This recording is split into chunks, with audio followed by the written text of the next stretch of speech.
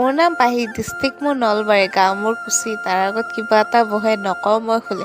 পোনপ্ৰথমে ভোগালী বিহুৰ বহুত শুভেচ্ছা যাচিলোঁ। আৰু আজি হ'ল উৰুকা। ভাবিছোঁ এই ভিডিঅ'টো মই দুটা পাৰ্টত দিম, মানে ফাৰ্ষ্ট পাৰ্ট এইটো, ছেকেণ্ড পাৰ্ট আৰু নেক্সট ভিডিঅ'ত দিম। কাৰণ যোৱাকালি ৰাতি ঘিলা পিঠা বনাবৰ কাৰণে যিখিনি সামগ্ৰী লাগে গোটেইখিনি যোগাৰ কৰি থৈ দিলোঁ হয়। মোৰ গাখীৰে বেছি হ'ল নে চৌদাই বেছি হ'ল মই গম নাপালোঁ। মোৰ এটা পিঠাও নুঠিল জানে ৰাইজ। আজি মোৰ মনটো বহুত বেয়া, মই কান্দবা বাকী। ইমানকেইটা বনাইছোঁ নাই এটাও ভাল নহ'ল আৰু গোটেই বস্তু ফেলেন্তি গেছি। আৰু এইগিলা কিমান আছে দেখিছে না, কি কৰিব আৰু উপায় নাই, নুঠিল আৰু কি কৰিম আৰু মই পেলাই দিয়া গতি হ'ল। আৰু মাছ আনছি, ইফালে আছে গাহৰি। মই কি পিছে গাহৰি চাহৰি নাখাওঁ আৰু মই নাল্লো। আপোনালোকে খাই যদি কমেণ্টত ক'বচোন।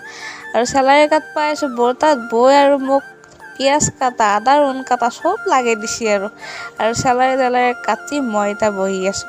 আৰু এই কলিজাজনী হ'ল আমাৰ ভতিজাৰ ছোৱালী। তাইৰ কথা শুনকচোন কি কৈছে মাংসৰ হয়। কিয় হলকে থৈ দিলা এডাল?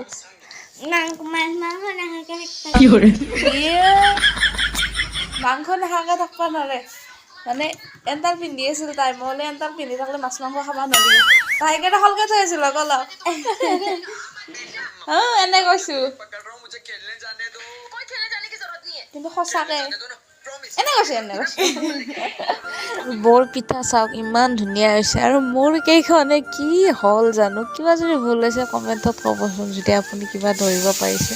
আৰু ঘৰত আহি দেখোঁ যে দেউতাৰ মাছ অলৰেডি গোটেই ভাজা শেষ। আৰু ভিডিঅ'টো ইমানে, নেক্সট পাৰ্ট আহি আছে, ফ'ল' কৰিব।